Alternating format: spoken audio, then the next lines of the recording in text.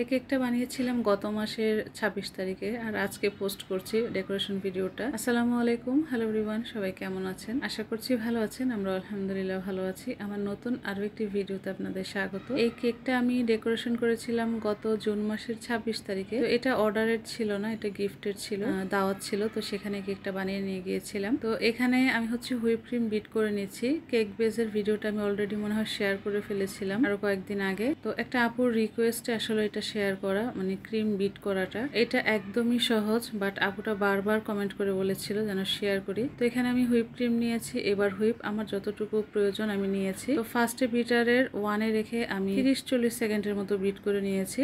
তারপর ক্রিমটা যখন এই পর্যায়ে এসেছে, কিছু ইউজ করতে চাই এর সাথে, যেমন আইসিং সুগার অথবা গুঁড়া দুধ, এই পর্যায়ে ইউজ করতে পারে। বাট আমি যেহেতু এবার হুইপটা ইউজ করেছি, অনেক ভালো ক্রিমটা, এটার সাথে কোনো কিছু ইউজ করতে হয় না, সেজন্য আমি আর কিছু আর ইউজ করিনি। তারপরে হাই স্পিডে বিট করেছি যতক্ষণ না ক্রিমটা এইরকম মানে পারফেক্ট বিট করা হয়েছে। তো আমার বেশিক্ষণ সময় লাগে নাই, 3 মিনিটের মতো মনে হয় লেগেছিল। বিট করা শেষ আর দেখিয়েও দিলাম কেমন একদম পারফেক্ট বিট হয়েছে, বোল থেকে কিন্তু পড়ছিল না। তো যেহেতু কেকটা আমি ব্লু কালারের করব, তো সেই জন্য এখানে ছোট্ট একটা বাটিতে যতটুকু প্রয়োজন আমার ক্রিম নিয়ে আমি এখানে কালার মিক্স করে নিয়েছি। তো ক্রিমটা কালার মিক্স করার পরে সচরাচর একটু নরম হয়ে যায়, বাট ওই দিন আমার ক্রিমটা কেন জানি একটু ড্রাই বেশি হয়ে গিয়েছিল। আমি জানি না কেন, আমি কিন্তু ফ্যান অফ করে কাজ করেছিলাম, তারপর ক্রিমটা একদম ড্রাই হয়েছিল। বেশি বিট করলে যেমন হয় না, কালারটা মিক্স করার পরে ওই রকম হয়ে গিয়েছিল। তারপরে এই তো আমি কেকটা ডেকোরেশন করছি।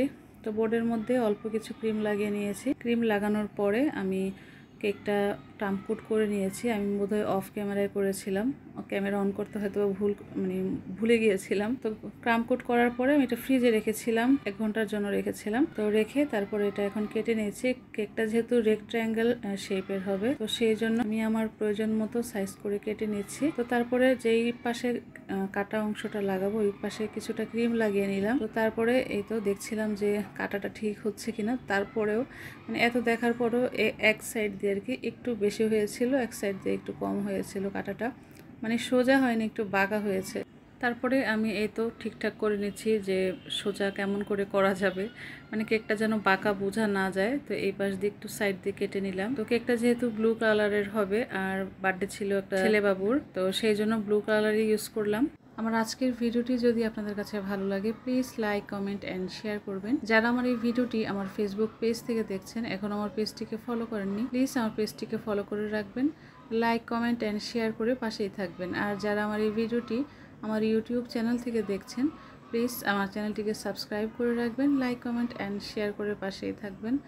তো এই তো পুরোটা কেক আমি ব্লু কালারের ক্রিম দিয়ে কভার করে নিলাম। এখন উপরে একটা ডিজাইন করে দিচ্ছি প্যালেট নাইফ দিয়ে। তারপরে আমি কেকের সাইডে একটা বর্ডার করে দিব। তো এই হোয়াইট কালার ক্রিমের মধ্যে আমি হালকা একটু ইয়েলো কালারটা দিয়েছিলাম, এই অফ হোয়াইট কালারটা এসেছে। তো সাইডে বর্ডারটাও করে নিলাম। আর এখানে সিলভার এডিবল লিফ দিয়েছিলাম, সেটা অফ ক্যামেরায়। তো তারপরে আমি এখানে হ্যাপি বার্থডে টু আলভান লিখেছি। তো 4র্থতম বার্থডে ছিল, তো বার্থডে বয়ের নামটা লিখে দিয়েছি, তাও আবার অফ ক্যামেরায় লিখেছিলাম। আর এখানে বাটারফ্লাই দিচ্ছি, এটা হচ্ছে নন এডিবল বাটারফ্লাই। তো এটা আমি ফার্স্টে এভাবে দিয়েছিলাম বাটারফ্লাইগুলো, পরে দেখছি যে না, এভাবে ভালো লাগছে না, পরে আমি অফ ক্যামেরায় আবার চেঞ্জ করেছি। তারপর এখানে কয়েকটা মিকি মাউসের ছবি দিয়ে দিলাম নন এডিবল, এগুলো প্রিন্ট করায় নিয়ে আসছিলাম, পরে আমি কেটে কেটে সাইজ মতো করে নিয়েছি। তো যেহেতু ছোটো বাচ্চার বার্থডে, কার্টুন দেখলে, ছবি দেখলে খুব খুশি হবে, তো সেই জন্য। তো আজকের ডেকোরেশন ভিডিওটি আপনাদের কেমন লেগেছে অবশ্যই কমেন্ট করে জানাবেন। সবাই ভালো থাকবেন, সুস্থ থাকবেন, আমাদের জন্য দোয়া করবেন। আসসালামু আলাইকুম, আল্লাহ হাফেজ।